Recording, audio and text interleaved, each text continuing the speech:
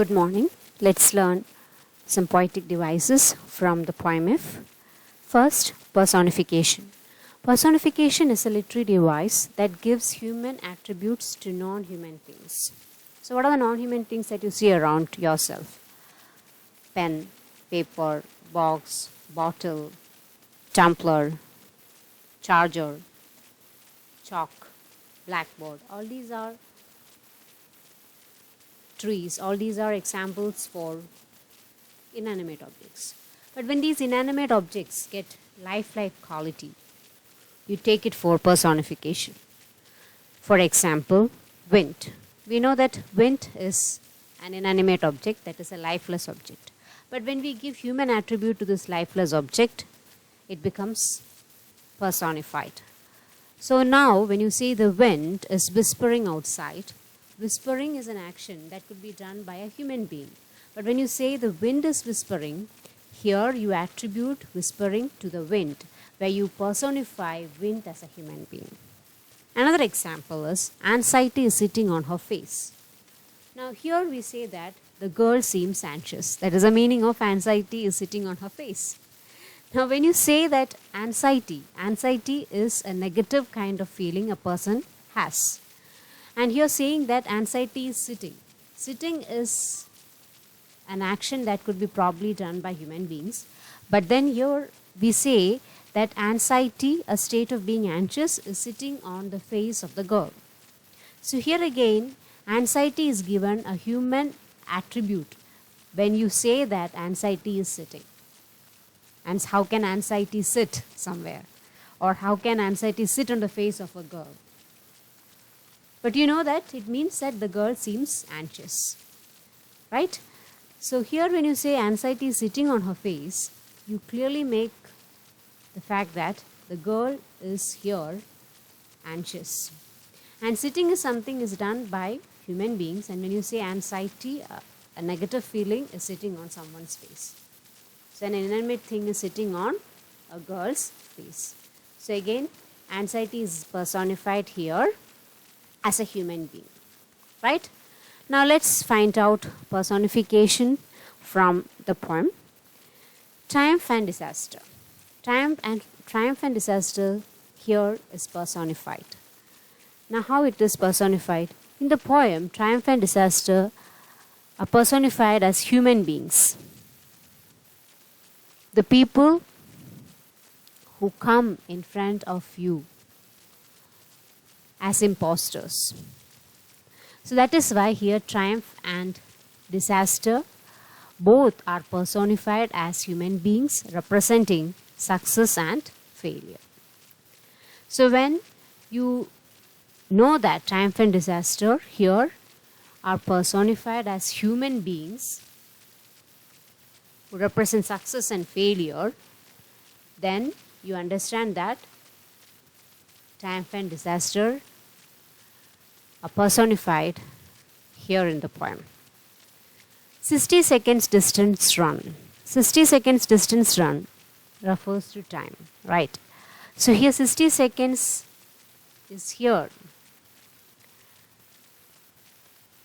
attributed as time. Why? Because see, here we say distance run. The time taken for 60 seconds.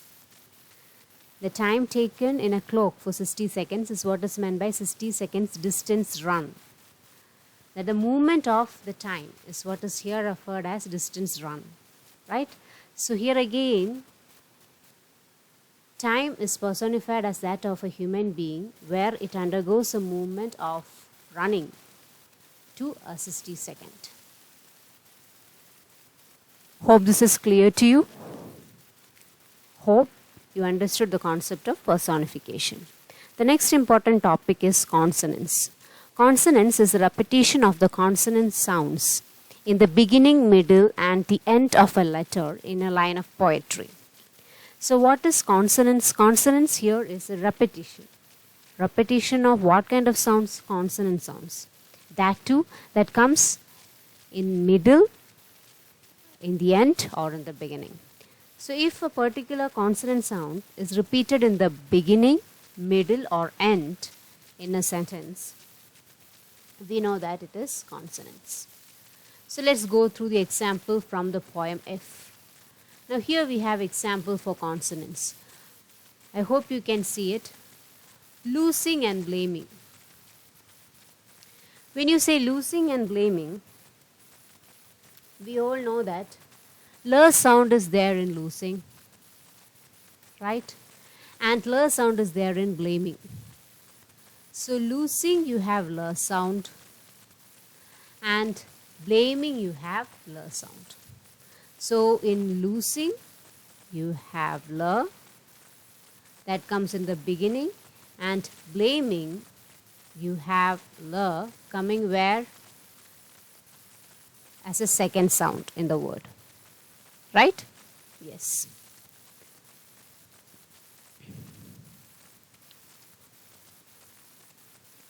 Now what is the next word that we have?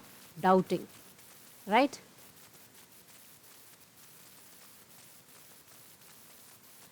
Now doubting has stir here, and ter comes repeated there in the same line in the word to. So ter comes in doubting in middle, and ter comes in the beginning of the word to. So the letter T represents ter sound, and it is repeated twice in a line. In the word doubting, ter comes in the center, and in to, ter sound comes in the beginning.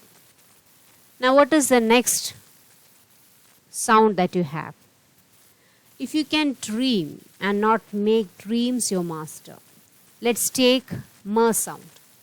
In dream, you have m coming at the end. In make, you have m coming in the beginning, right? And then again in dreams, second last sound, and in master, it is the first sound.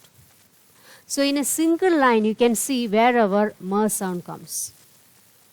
The very sound m comes in the end, in the beginning, or in the center of a sentence. Sometimes it comes as a second last sound in a sentence. So if a particular sound is repeated in the beginning, in the middle, and in the end, you call it for consonant sounds. Understood? Now, can. There again, n sound comes. N comes in the end. In not, it comes in the beginning. Again, here we have example for consonants for n sound, where you have n sound coming in can in the end, and in not, it comes in the beginning. Hope it is clear. Now take this one, it's very important, with 60 seconds distance run. Now when you say 60 seconds, don't take this as an example for alliteration. This is only an example for consonants, because in sir you have 60 for sir, right? Sir comes in 60 in the initial stage. Again, seconds you take, the very sound sir comes in the beginning and in the end. So here we find 60 seconds distance run, where sir sound comes in the beginning and in the end in a line. So that is again an example for consonant sound. So here sir sound comes in the beginning as well as in the end. So that is again an example for consonants. Don't take this as an example for alliteration, because seconds, S is there towards the end. If that S was not there, it was just 60 seconds, then it won't work. It would be alliteration, but it won't come grammatically. Just because it is 60 seconds, that yes coming at the end of seconds, we can only take it for consonants. Now take the next word, imposters and same, right? Where does this line come? And treat those two imposters just the same. There you have this line. Now when you have these two words coming there, and you have m sound repeated here, see where the sound comes in imposters, m comes in the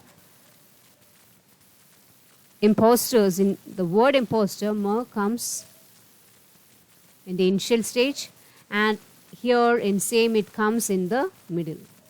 So this is an example of sound is an example of consonance. Now another example is nerve and seno. If you can force your heart and nerve and seno, their nerve sound comes in nerve and in seno. In nerve it comes in the beginning, and in seno it comes in the center. So again nerve sound is repeated.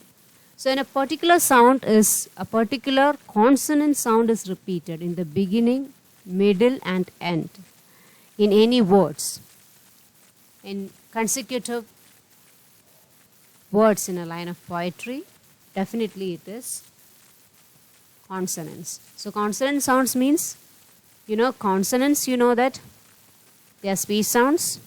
And how do you identify consonants? Consonants you can identify as the repetition of the consonant sounds in the beginning, middle and end in successive words in a line of poetry. So if you find consonant sounds being repeated in the beginning, middle and end in successive words in a line of poetry, you take it for consonants.